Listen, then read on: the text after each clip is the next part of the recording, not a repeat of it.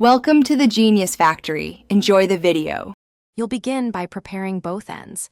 Ensure MySQL server is running and you can log into Workbench as root. Once done, open your VB, NET project and add MySQL. Data connector/NET via new getSoTheAdo. NET provider is available.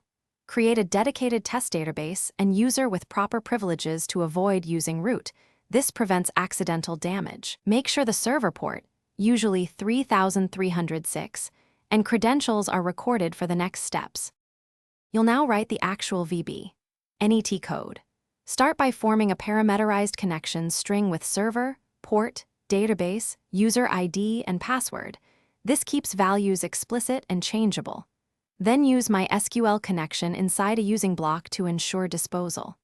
Once open, create MySQL command for SQL text or stored procedures, add parameters to avoid injection, and use MySQL data adapter or execute reader to fetch results. Make sure to close or let using dispose connections so the server doesn't run out of sessions. Finish by running simple select queries from your VB, NET form to confirm data flow, test both read and write operations.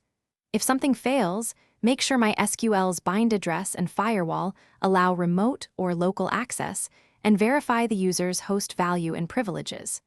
Also try MySQL client from the same machine to narrow the issue. As a troubleshooting tip, enable MySQL general query or error logs to capture denied accesses and inspect exceptions in your app for clear.